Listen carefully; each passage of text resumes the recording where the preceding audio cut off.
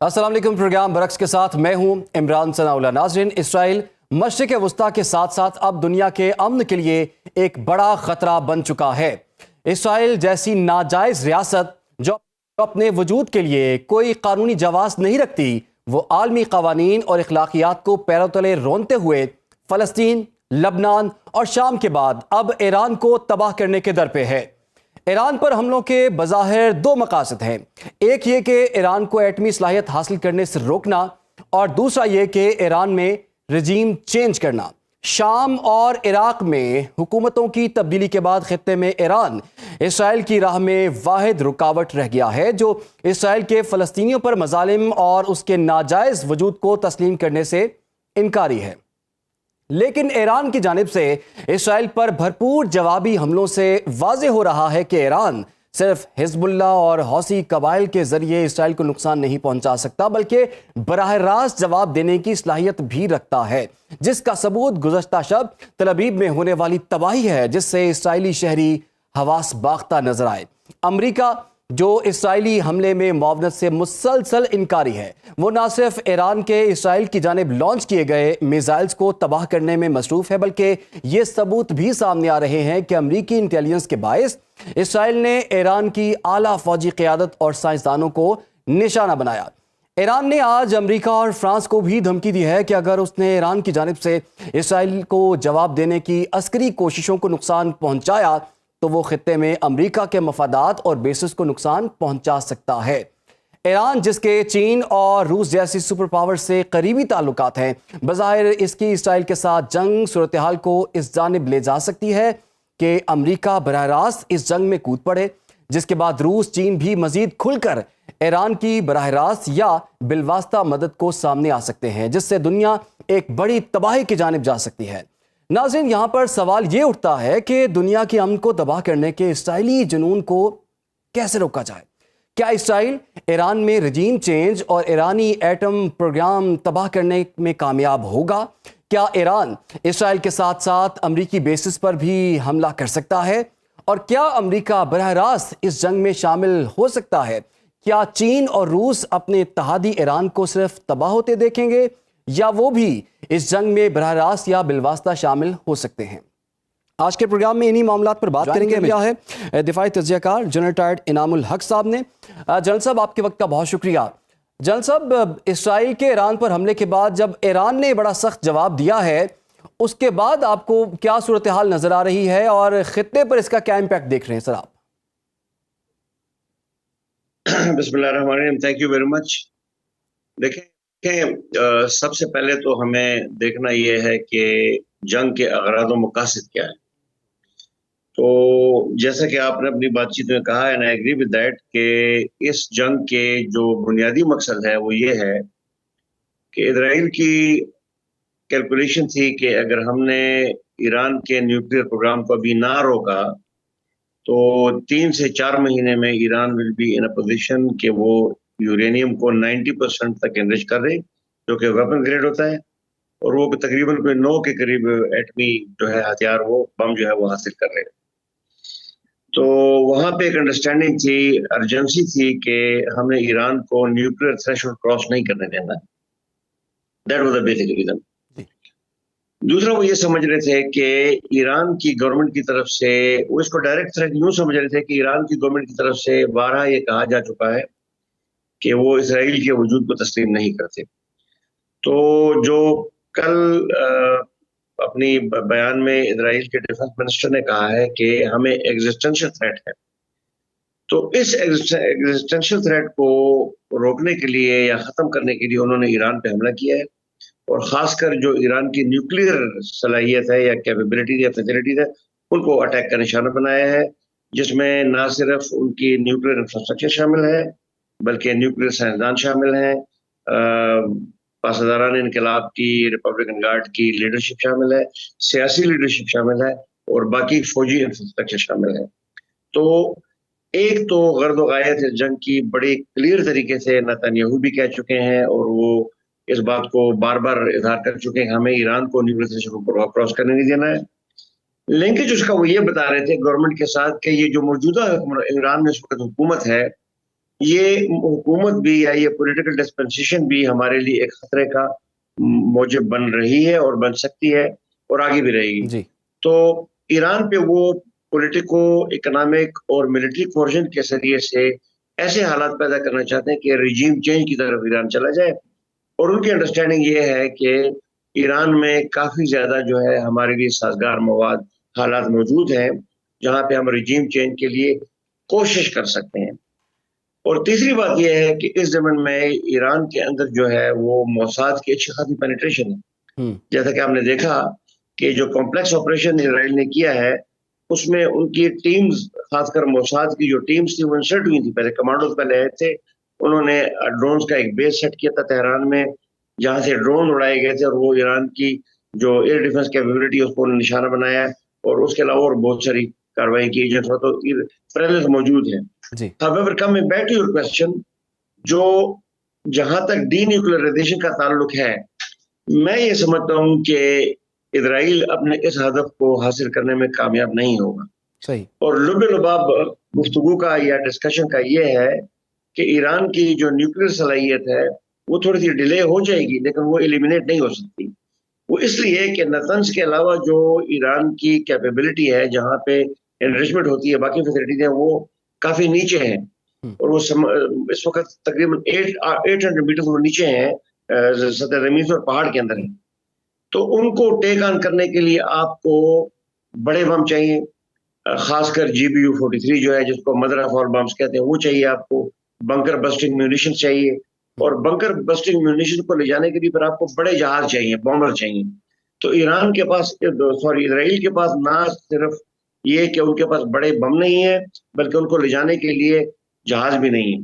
ठीक। तीसरी बात यह है मिलिट्री पॉइंट ऑफ व्यू से, वो यूं है कि इसराइल जब ईरान पर हमला करता है तो अगर एयर स्पेस की रिस्ट्रिक्शन ना हो तो उसका यह तरफा ट्रिप उसको 1500 से 1700 किलोमीटर पड़ता है।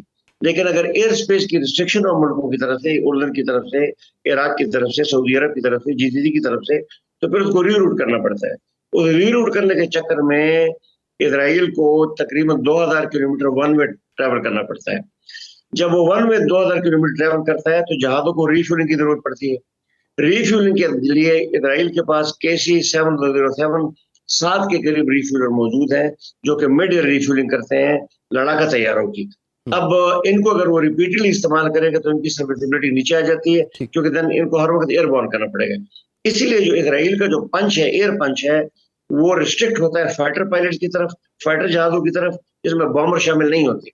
और दूसरा ये है कि वो अपने एयर फ्लोटिला को 100 से ज्यादा जहाजों से ज्यादा नहीं ले जा सकता।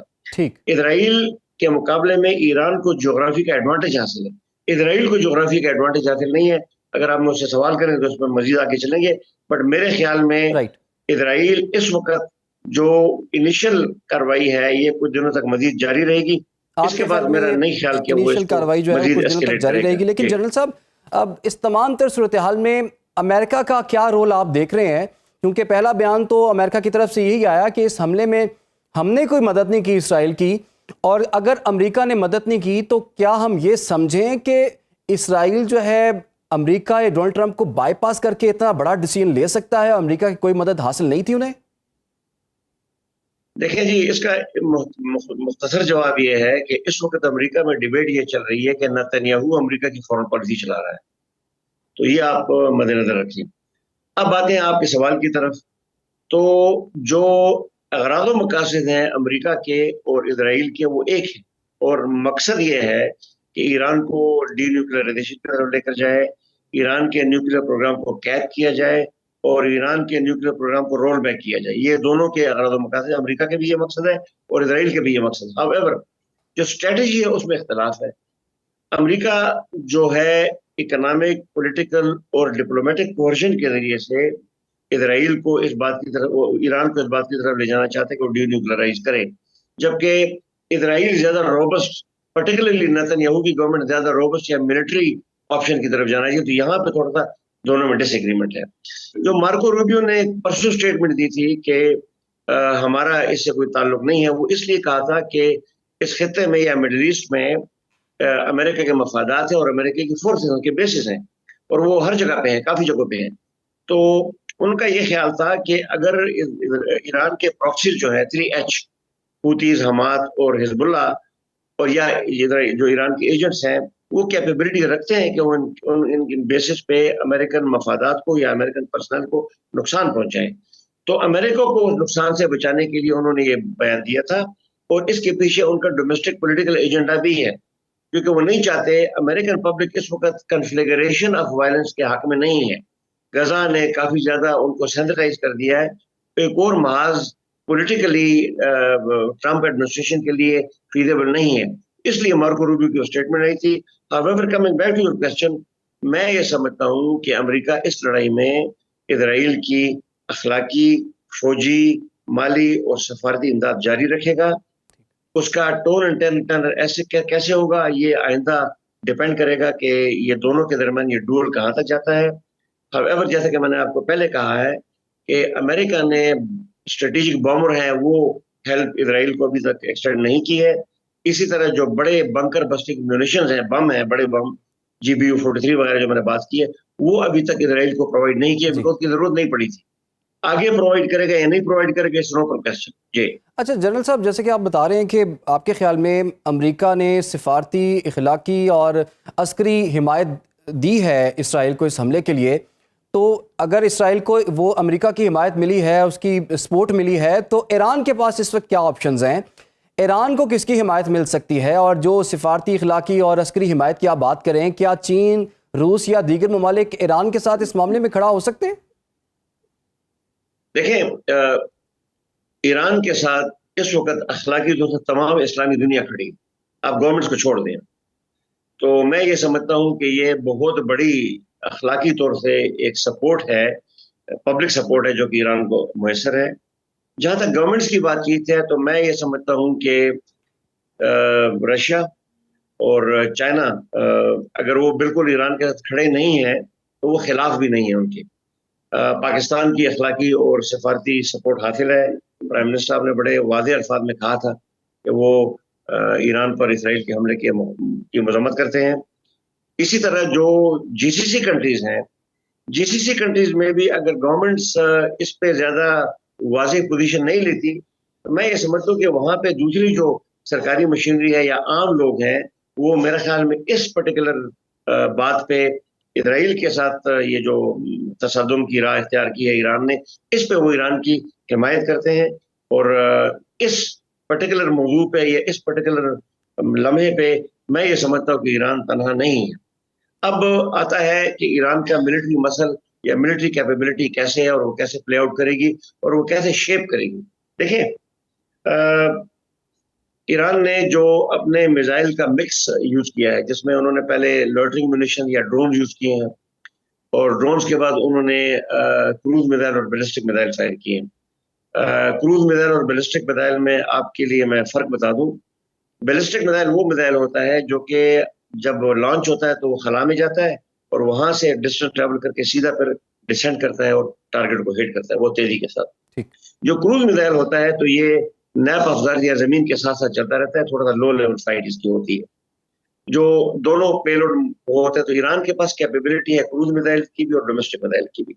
ईरान के पास लोइटरिंग म्यूनिशन की कैपेबिलिटी है और ईरान के पास आर्म UAVs भी है। हमने देखे हैं मुख्तलिफ जगह पर यूज हुए हैं, अक्टूबर में लास्ट ईयर यूज हुए थे, सऊदी अरब के खिलाफ यूज हुए थे, वगैरह वगैरह। तो मिलिट्री कैपेबिलिटी ईरान की और विल भी है, यूज करने के लिए उनके पास विल भी है। जो सबसे बड़ा उनको एक प्रॉब्लम आ रहा है जी, वो प्रॉब्लम आ रहा है कि ईरान का जो इजराइल का एयर डिफेंस सिस्टम है, आयरन डोम जो है वो 4 लेयर पर मुश्तमिल है। आयरन डोम है, डेविड स्लिंग है, उसके बाद फिर मिसाइल है। तो मुख्तलिफ लेयर्स पे ये सिस्टम जो है ये क्या कहते हैं, मुश्तमिल है, कंप्राइज करता है। तो ईरान के लिए सबसे बड़ा चैलेंज ये है कि जब वो मिसाइल या RPVs को दागता है तो उन्होंने तकरीबन 1600-1700 किलोमीटर का फासला तय करके मुख्तलिफ एयर स्पेसिस से गुजर के जाना पड़ता है और फिर वो आयरन डोम को पेनिट्रेट करके इजराइल को जख्म पहुंचानी होती है ताकि वो एक पॉइंट कन्वे कर सके। तो आपने जैसे कि पहले हम बात कर चुके हैं, इस सिलसिले में पिछली दफा में ईरान को ताउन हासिल नहीं था, क्योंकि अक्टूबर के अटैक में जॉर्डन ने भी शायद ईरान के खिलाफ थोड़ा सा कार्रवाई की थी। इसी तरह यूके और यूनाइटेड किंगडम और अमेरिका के जहाज़ों ने जो ये फ्लोटिला आ रहा था, अटैक एचलॉन आ रहा था, इनको ऊपर शूट किया था और जी। मतलब उनको गिराने की कोशिश की थी। मेरी इतला ये है कि इस दफा जो फ्लोटिला गया है या जो ईरान का अटैक गया है, वो अटैक थोड़ा सा कंपैरेटिवली अनहार्म्ड पहुंचा है इजराइल की एयर स्पेस में। अच्छा, जब ये अटैक और वो अनहार्म्ड पहुंच अनहार्म शायद जाता है तो इसलिए भी ये पहुंचा है काम क्योंकि क्या करता है, आयरन ये डोम की खत्म वजह कर से जो है वो थोड़ा सा नुकसान नहीं पहुंच सका इसराइल को, लेकिन किसी नुकसान पहुंचा भी है। आपने बड़ी तफसील से जनरल साहब एजुकेट भी किया, हमें बताया भी, पूरे वॉर सिनेरियो को समझाया भी। फिलहाल के लिए सर आपका बहुत बहुत शुक्रिया। और ये जंग इस वक्त खत्ते में मौजूद है, रोज़ बरोज़ इसमें कशीदगी भी बढ़ रही है, दीगर ममालिक भी इसमें शामिल हो सकते हैं। आने वाले दिनों में इसका इम्पैक्ट क्या होगा, खत्ते की सूरत हाल क्या होगी, इस पर बात करेंगे लेकिन एक ब्रेक के बाद। Welcome back. गुफ्तगू के सिलसिले को आगे बढ़ाएंगे। प्रोग्राम के इस हिस्से में हमें ज्वाइन कर लिया है दिफाई तजज़ियाकार rear admiral retired Faisal Shah साहब ने। शाह साहब, आपके वक्त का बहुत शुक्रिया। शाह साहब, तमाम नज़रें जो हैं वो ईरान पर लगी हुई थी कि ईरान इस हमले का क्या जवाब देता है। अभी तक जो इतलात सामने आ रही हैं कि बहुत से ऐसे मिसाइल हैं जो कि तल अबीब में लगे हैं और इस वक्त वहाँ पर शहरी भी खौफजदा हैं और कुछ नुकसान भी हुआ है इसराइल का। अभी तक का जो ईरान का रिस्पॉन्स है, उसका जवाब है, वो कितना सख्त है और उसको क्या रेट करेंगे आप? जी, बहुत शुक्रिया मुझे प्रोग्राम में लेने का। देखिए, जो जवाब है ईरान ने वो तो जो दिया है वो बिल्कुल एक्सपेक्टेड था कि ईरान यही जवाब देगा और अपनी तरफ से उसने भरपूर जवाब दिया। लेकिन अगर आप नुकसानात का मुकाबला करें या कंपैरिजन करें दोनों का, तो मेरा ख्याल है कि ईरान का ज़्यादा नुकसान हुआ है बनिस्बत इजराइल की। और इसमें हमें ये देखने की ज़रूरत है कि ईरान क्या ये समझता है कि ये जो नुकसान उसने इजराइल का किया है ये काफ़ी है, या इसको मज़ीद उसने हिसाब बराबर करने के लिए मज़ीद कुछ अटैक्स करने हैं इजराइल पे। ये अब ईरान की लीडरशिप पर है। इजराइल की तरफ से आपको पता होगा कि ये बयान आया है कि जी ईरान ने रेड लाइन क्रॉस की है और सिविलियन आबादी पे को निशाना बनाया है। तो मेरा ये ख्याल है कि ये किस्सा अभी थोड़ा सा और आगे चलेगा और दोनों जो हैं वो एक दूसरे के ऊपर मजीद अटैक्स कर सकते हैं। अच्छा शाह साहब, ये भी बताइएगा, अब जैसे कि हमने देखा है कि बहुत से मिसाइल दागे गए हैं ईरान की जानिब से इसराइल में और कुछ हिट भी हुए हैं और ख़ास तौर पर इसराइली वजारत दिफा की इमारत को भी हिट किया गया है। ये कितना सिम्बॉलिकल है और क्या कोई एक्सपेक्ट कर रहा था कि ईरान भी इस तरह का सख्त रद्द-ए-अमल दे सकता है, सख्त जवाब ईरान की तरफ से आ सकता है? बिल्कुल ये एज एक्सपेक्टेड, बिल्कुल ये एक्सपेक्टेड था। और ये ईरान ने जो कुछ किया है इसको लोग ये समझ रहे थे कि ईरान ऐसे करेगा, इसीलिए इजराइल ने अलर्ट सिस्टम अपना एक्टिवेट कर दिया था और अपने शहरियों को बता दिया था। और उनके जो पॉलिटिकल और मिलिट्री लीडरशिप है उनकी भी ये स्टेटमेंट्स आ गई थी कि अगले कुछ घंटे, अगले कुछ दिन हमारे लिए मुश्किल हैं, क्योंकि उनको ये पता है कि ईरान एक वो मुल्क है जिसके पास ना सिर्फ काबिलियत है और सलाहियत है, बल्कि उस सलाहियत को यूज करने की, उसको इस्तेमाल करने की नीयत भी है। और ये पिछले साल ईरान प्रूव भी कर चुका है। जब इसराइल ने उसके ऊपर अटैक किया था तो ईरान ने भी उसका जवाब भरपूर दिया था। तो उनको ये पता है कि इस खत्ते में अगर कोई इसराइल को चैलेंज करता है मिलिटरीली और कोई उसका जवाब दे सकता है तो वो ईरान है। और जब इसराइल ने ईरान को ही छेड़ा है तो जाहिर बात है कि फिर वो मुल्क जिसके बारे में उनको खदशा है, उनको खतरात हैं, उसने रिस्पॉन्ड तो करना है। और उस रिस्पॉन्स के को जाहिर बात है कि इसराइल जो था वो एक्सपेक्ट कर रहा था और उन्होंने इसीलिए अपने लोगों को भी वार्निंग्स इशू की और अपने सिस्टम्स भी उन्होंने एक्टिवेट किए।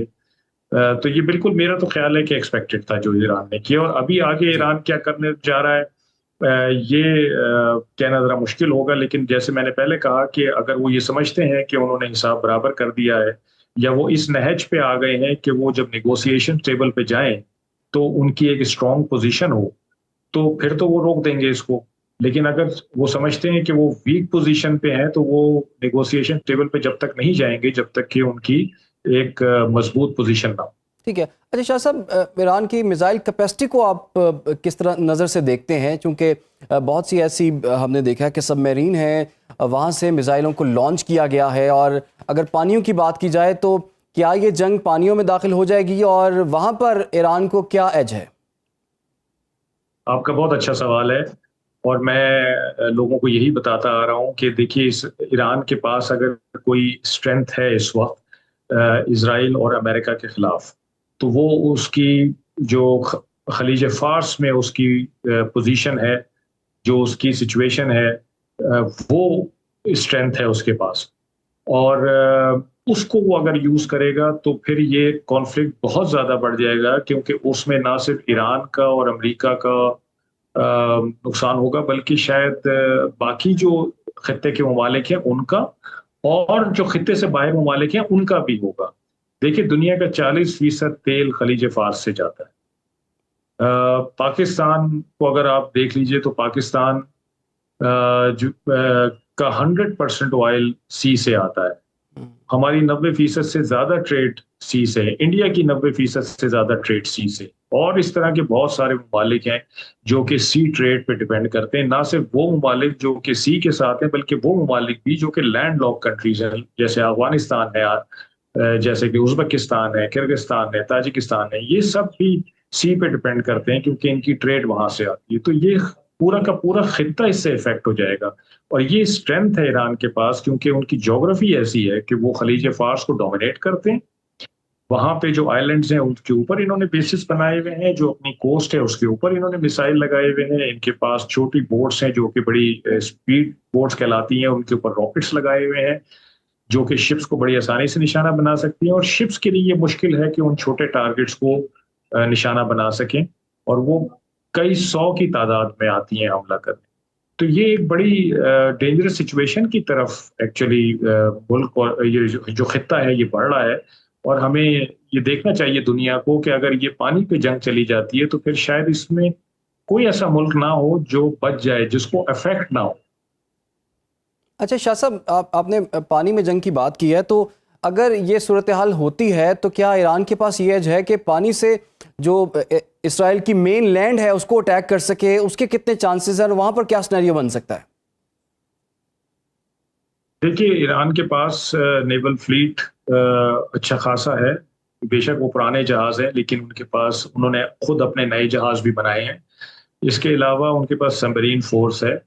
तो शायद यहाँ से शिप्स को भेजना इसराइल के करीब और वहाँ जाके उसको अटैक करना, मेरा नहीं ख्याल कि ईरान इतना बड़ा वेंचर करेगा, क्योंकि फिर सी में जब वो निकलेगा तो और भी बहुत सारी नेवी से उसका सामना होगा। यूएस नेवी भी वहाँ पे मौजूद है, उससे भी उसका टाकरा होगा। तो मेरा अपना ये ख्याल है कि ईरान की जो स्ट्रेंथ है वो उसके अपने घर में है, उसको घर से बाहर जाने की जरूरत नहीं है। तो अगर ईरान थोड़ा सा भी खलीज फार्स को डिस्टर्ब करने का अंदिया देता है, तो मेरा ख्याल है कि ये पूरी दुनिया के लिए एक बहुत बड़ा निशान होगा, एक बहुत बड़ा ऐलान होगा। और उनको ये समझना चाहिए कि अगर ये खलीज फार्स डिस्टर्ब होती है तो फिर हम सब इसमें इफेक्ट होंगे। तो हमें सिफारती और सियासी कोशिशें तेज करनी चाहिए ताकि इस कॉन्फ्लिक्ट को रोका जाए और बढ़ने ना दिया जाए। अच्छा सर, ये भी बताइएगा, जैसे कि जब गजा वॉर स्टार्ट हुई तब ये कहा जा रहा था कि ये जंग भी फैल सकती है और जितने भी खलीजी मालिक हैं इस वक्त बारूद के ढेर पे खड़े हुए हैं। वो तो फैली नहीं, लेकिन गजा में बहुत ज़्यादा तबाही हो गई। अब ईरान पे जब अटैक हुआ तब भी इस बात का खदशा जाहिर किया जा रहा है कि मामला बढ़ सकता है। आपको लगता है मामला आगे बढ़ेगा और कुछ मजीद प्लेयर्स भी इस जंग में शामिल हो सकते हैं? मेरा नहीं ख्याल कि ईरान और इजराइल के अलावा कोई और प्लेयर्स इसमें शामिल होंगे, क्योंकि समझने की बात यह है कि ये ईरान का इजराइल के साथ मुकाबला नहीं है। ये ईरान का, मैं समझता हूं कि डायरेक्टली अमेरिका के साथ मुकाबला है, क्योंकि अमेरिका इजराइल की पुश पर खड़ा हुआ है और उसकी पुशपनाही की वजह से इजराइल ये सारा कुछ कर रहा है। अमेरिका ने यह भी कहा है कि अगर इजराइल की सलामती को खतरा होगा तो हम उसके साथ खड़े हैं उसको डिफेंड करने के लिए। अमेरिका ने यह भी कहा है कि इस सिचुएशन को हम यूज करेंगे ईरान के साथ वो एग्रीमेंट करने में जो कि अमेरिका चाहता है, यानी कि वो अपनी यूरेनियम की जो अफजूदगी है उसको 0% कर दे और जो बैलिस्टिक मिसाइल प्रोग्राम है उसको खत्म कर, जिस पे ईरान नहीं मान रहा। फिर आप ये देखिए कि जब इजराइल ने ये अटैक किया तो ये 61वां दिन था उस मरहले का जो अमेरिका ने ईरान के साथ शुरू किया था। यानी प्रेसिडेंट ट्रंप ने ईरान को 60 दिन दिए थे कि अगर 60 दिन में एग्रीमेंट हो गया तो ठीक है, वरना इसके नताइज मुख्तलिफ होंगे। तो इसराइल ने क्यों 61वें दिन किए? इसलिए कि अमेरिका और इसराइल मिलकर ये काम कर रहे हैं। तो ईरान का मुकाबला अमेरिका से है, और जब अमेरिका बिल्कुल दो बदू ईरान के सामने है, तो कोई और मुल्क ईरान के साथ खड़ा नहीं होगा, क्योंकि उसका मुकाबला भी फिर अमेरिका से हो जाएगा। ठीक। सियासी, सिफारती, इंसानी हमदर्दी की कोशिशें ये सब चलती रहेंगी और चलनी भी चाहिए, और बहुत पुरजोर तरीके से चलनी चाहिए। लेकिन मेरा इस ख्याल है कि अस्करी तौर पे कोई मुल्क ईरान के साथ नहीं खड़ा होगा, ईरान को अकेले ये जंग लड़नी। ठीक है, अब आपके ख्याल में अस्करी तौर पर ईरान के साथ कोई मुल्क खड़ा नहीं होगा, ईरान अकेली ही लड़नी होगी। बहुत शुक्रिया आपका फैसल शाह साहब, आपने हमें वक्त दिया। फिलहाल एक छोटी सी ब्रेक लेते हैं हम, और ब्रेक के बाद जब वापस आएंगे तो कुछ मुज़ाकरात की बात करेंगे, सिफारती हल की बात करेंगे, इंटरनेशनल एफर्ट्स की बात करेंगे, और ओवरऑल जो पूरी दुनिया में इसका इम्पैक्ट जाएगा उस पर भी बात करेंगे, लेकिन एक ब्रेक के बाद। वेलकम बैक जी। गुफ्तगू के सिलसिले को आगे बढ़ाते हैं और कुछ बात करते हैं इस बढ़ते हुए कॉन्फ्लिक्ट की, जो कि इसराइल और ईरान के दरमियान इस वक्त चल रहा है। और जंग के साए तो मौजूद हैं ही, जंग में भी ये दोनों ममालिक इस वक्त शामिल हो चुके हुए हैं और उसमें तेज़ी आती हुई दिखाई दे रही है। सवाल यहाँ पर यह पैदा होता है कि अब दीगर ममालिक का इसमें क्या रोल है, इंटरनेशनल कम्युनिटी का क्या रोल है, बड़ी ताकतें इसमें क्या रोल प्ले कर सकती हैं कि इस जंग को रुकवाया जा सके, ऐसे ख़त्म करवाया जा सके।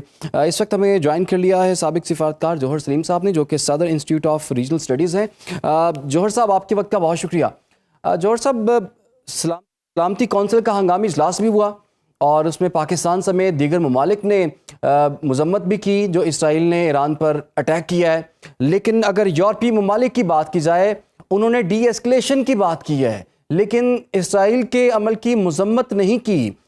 इसको आप किस तरह से देखते हैं और इस कॉन्फ्लिक्ट को आने वाले दिनों में कहाँ बढ़ता हुआ देख रहे हैं आप?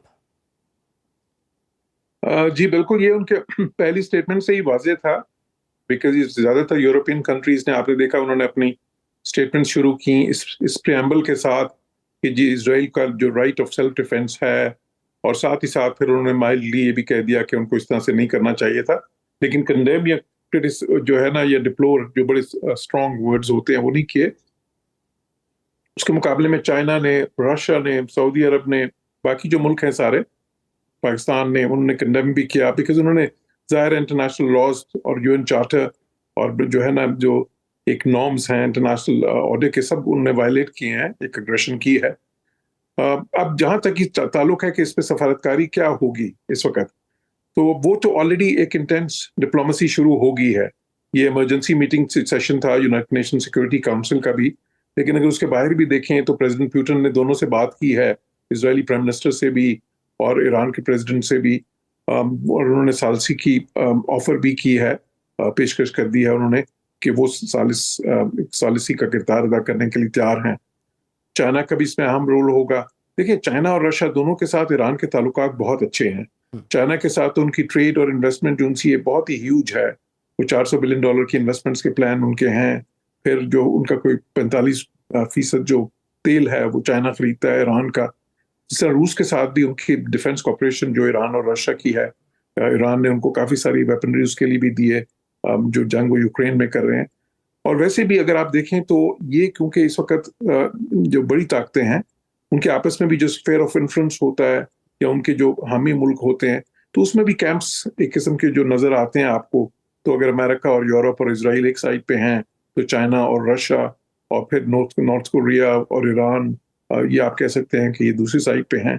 तो उसमें भी मुल्कों के लिए अहम है कि ईरान बिल्कुल, ये भी नहीं देखना चाहेंगे कि ईरान बिल्कुल ही डेसिमेट हो जाए सिचुएशन में। तो इसलिए वो एक्टिवेट करेंगे अपनी डिप्लोमेसी, जो ऑलरेडी भी हम देख रहे हैं उन्होंने कर दिया है, लेकिन वो प्रेशर और बढ़ेगा अगले दिनों में। बाकी जो है, जहां तक जंग का ताल्लुक है, उसमें मैं अपने कमेंट्स में पहले भी कह चुका हूं कि उसमें क्योंकि ईरान ने रिटेलिएट तो किया है, और वो हम देख रहे हैं वो इमेजेस भी कि जिसमें तेल अवीव में भी और जेरूसलम में भी आपको नजर आ रहे हैं जो है उनके रॉकेट्स और जो मिसाइल्स हैं। लेकिन ज्यादातर उनमें से अभी भी 90% से परहैप्स ज्यादा जितने प्रोजेक्टाइल्स वो फेंकते हैं, जो 3 लेयर्ड डिफेंस सिस्टम है उनका, जो एंटी मिसाइल्स सिस्टम है उनका, एंटी बैलिस्टिक मिसाइल भी, और उसमें दूसरे सिस्टम्स भी हैं, एंटी प्रोजेक्टाइल्स भी। तो उसमें 3 लेयर्स हैं उसकी। एक आयरन डोम है उसको कहते हैं, फिर डेविड स्लिंग है, फिर वो एरो मिसाइल्स हैं। तो उसमें से तकरीबन बहुत थोड़े ही बच के निकलते हैं, लेकिन क्योंकि ईरान इतने ज्यादा फेंक रहा है प्रोजेक्टाइल्स, लेट्स से कि सैकड़ों के हिसाब से, तो फिर कुछ ना कुछ उसमें से बच के वो गिरते हैं और उनसे कुछ अमवात भी हुई हैं। लेकिन जो ईरान में हलाकतें हुई हैं वो तो हमें पता है, उनकी जो आला जो हाई कमांड है, मिलिट्री भी, फिर उनके इतने ज्यादा साइंटिस्ट भी, और वो ईरान अभी कह रहे हैं कि उनके कोई 80 के करीब वहां पे जो है हलाकतें हो चुकी हैं इस वक्त। तो वो थोड़ा सा लॉप साइडेड है, बिकॉज जहाँ ये जंग जो है, ये दोनों मुल्क एक दूसरे से 1600 मील दूर हैं, तो ये जाहिर है ज्यादातर एरियल वॉर ही होगी। ठीक। और एरियल वॉर में उनके पास एक बहुत ही स्ट्रॉन्ग एयरफोर्स है, सबसे सोफिस्टिकेटेड जो प्लेन्स हैं और एयर डिफेंस सिस्टम्स हैं दुनिया के, वो इसराइल के पास हैं। ईरान के पास ना ही कोई बहुत स्ट्रॉन्ग एयर डिफेंस सिस्टम है, उनका खासा कमजोर है, और क्योंकि उनको इतने सालों से सैंक्शंस की वजह से कोई डिफेंस टेक्नोलॉजी उस तरह की नहीं मिली। साथ ही साथ उनकी जो एयरफोर्स है वो भी बिल्कुल जो है, उसमें कोई इस तरह के प्लेन्स नहीं है या कोई इस तरह के लॉन्ग रेंज जाके वो उनके ऊपर वो इसराइल पे अटैक कर सके। इसलिए वो सारा इन्हिसार कर रहे हैं सिर्फ मिसाइल्स के ऊपर और रॉकेट्स के, या और साथ ही साथ अच्छा जौहर साहब, आपने अभी जो जिक्र किया कि चीन के और रूस के ईरान के साथ बहुत अच्छे ताल्लुकात हैं, और यकीनन चीन ने तो बहुत ज़्यादा सरमायाकारी भी की हुई है ईरान के अंदर, लेकिन बिल्कुल। अच्छा सर, ये भी बताइएगा मुझे कि क्या चीन और रूस जो हैं वो ईरान को ऐसे तबाह होता हुआ देख सकते हैं?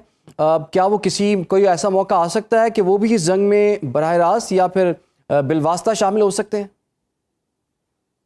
जी, मेरा अंदाजा ये है कि जाहिर है वो ये नहीं चाहेंगे, जितना मैंने कहा भी है कि वो इसको डेसिमेट होते हुए या ये तबाह होते हुए नहीं देखना चाहेंगे इसराइल को, ना ही वो ये देखना ईरान को, और ना ही वो ये देखना चाहेंगे कि वहां पे कोई रजीम चेंज जिसकी कि इसराइल ने, अब तो उन्होंने एलानिया कह दिया कि ये उनकी जो है ना, बल्कि उन्होंने एक जो इजरायली प्राइम मिनिस्टर हैं नेतन्याहू अवामी, इनको जो है उन्होंने देखें एक बयान भी दिया है जिसमें उन्होंने अवाम जो है ईरान के, उनको मुखातिब करके साफ साफ ये कहा है कि जी आप उठ खड़े हों। तो क्लियर है कि जी वो तो रजीम चेंज भी चाहते हैं, और बहुत अरसे से खैर चाह रहे हैं हम उसमें मगरिब भी कि वहां पर रजीम चेंज हो।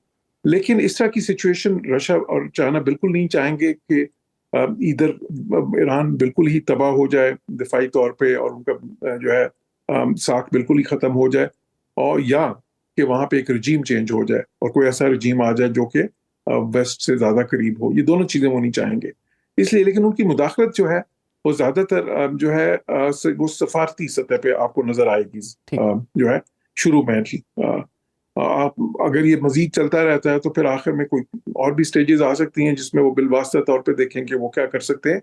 लेकिन अभी तो सफारती तौर पे उनकी पूरी कोशिश होगी कि इसको किसी तरह से रखवाएं। ठीक है। और मेरे ख्याल में वो ईरान को भी सूट करेगा। जौहर साहब, ये भी बताइएगा, ठीक है सर, ये भी बताइएगा, ये जो अब डोनाल्ड ट्रंप की पॉलिसी तो सबको पता है, वो तो जंगों के हामी नहीं है, बल्कि जंगें रुकवाने के लिए वो एफर्ट्स कर रहे होते हैं। तो उनकी नाक के नीचे इसराइल ईरान पर हमला कर दे और वो कहें जी इसमें हम शामिल नहीं हैं। आप समझते हैं कि इसराइल के ईरान पर इस अटैक के बाद अमेरिका की जो एक सिफारती पॉलिसी है, ट्रंप की जो सिफारती पॉलिसी है, उसको कुछ धचका लगा या उसमें मुदाखलत हुई है? अच्छा देखें, ये बहुत दिलचस्प है। ट्रंप ने क्योंकि डिफरेंट किस्म की स्टेटमेंट्स दी हैं इस पे। एक तरफ तो उन्होंने ये भी कहा कि जी हम इसमें शामिल नहीं हैं, और जो है वो हम मना कर रहे थे इसराइल को, वो अपनी जगह पे है। फिर बाद में उन्होंने कहा कि हमें तो काफी अरसे से मालूम था, और ये बात यहाँ है कि वो अपने मिलिट्री एसेट्स जो हैं वहाँ पे हिफाजती तदाबीर, क्योंकि इस सारे रीजन में उनके बहुत सारी बेसिस हैं, उनके हजारों यहाँ पे सिपाही जो हैं, उनकी फोर्सेस जो हैं वो यहाँ पे तैनात हैं, तो उनको वो सेफगार्ड्स कर रहे थे बहुत दिनों से। तो इसका मतलब है कि उनको ये मालूम था कि ये होने वाला है। बल्कि अमेरिका में तो कुछ तज्जिया निगार जो है वो बड़ी इंटरेस्टिंग बात कर रहे हैं, जो राइट विंग जो कि बड़ी उनकी पार्टी से करीब हैं, वो तो यहाँ तक भी कह रहे हैं कि ट्रंप और जो है नेतन्याहू, इनका आपस में कोई वो ये उनका ख्याल है उन एनालिस्ट का कि आपस में कोई ऐसी अंडरस्टैंडिंग थी कि जिसकी वजह से ट्रंप उनको मुज़ाकरात में उलझा रहे थे ताकि ईरान जो है उसको बिल्कुल खबर ना हो और वो अपने एसेट्स वो सारे वहां से मूव ना कर ले न्यूक्लियर इंस्टॉलेशन से। और फिर जो है, लेकिन साथ ही साथ ये प्लान चल रहा था। खैर मेरा ख्याल है कि शायद इस हद तक बात नहीं थी, लेकिन ये जरूर है कि अमेरिका को पता था कि ये इजरायलीज ये करने वाले हैं, और अमेरिका जो है वो उनकी पहली कोशिश ये थी कि वो जो मुज़ाकरात उन्होंने जो अल्टीमेटम दिया था 2 महीने का, और उसमें मुज़ाकरात में उसमें ईरान मान जाए उनकी शराइत। लेकिन उसमें भी ये देखने की चीज़ है कि उस मुज़ाकरात में अमेरिका ने अपनी शराइत सख्त करना शुरू कर दी थी। एक स्टेज पे वो बात कर रहे थे कि जी ठीक है, आप यूरेनियम को कोई 3.5 या 5% तक अफसुदा कर सकते हैं, कुछ और कंसेशंस भी दे रहे थे। लेकिन बाद के राउंड्स में उन्होंने कहा कि नहीं जी, जीरो, आप बिल्कुल भी इसको अफसुदा नहीं कर सकते, आप अपना ये प्रोग्राम जो है इसको बिल्कुल स्क्रैप करें। तो शराइत सख्त होना शुरू हो गई थी, जिससे ये इंडिकेशन मिलती है कि शायद इसराइल का प्रेशर था या जो भी है। तो जबकि उनको ये मालूम था कि ये शराइत जो उनसे ईरान नहीं मानेगा, तो इसलिए इसमें कुछ ना कुछ अंडरस्टैंडिंग जरूर थी आपस में, इस हद तक के ठीक है, अगर वो ईरानी मानते हैं उस जो शराइत इसराइल चाहता है तो ठीक है, अगर नहीं मानते तो फिर वो इसराइल को ये लीवे देने को तैयार थे कि वो अपनी वो कोशिश करे मिलिट्री मीन्स से किनेटिक। ठीक है सर, बहुत बहुत शुक्रिया आपका जौहर सलीम साहब, आपने हमें, और इसके साथ ही प्रोग्राम का वक्त भी खत्म हो जाता है। इजाज़त दीजिए, अल्लाह हाफ़िज़।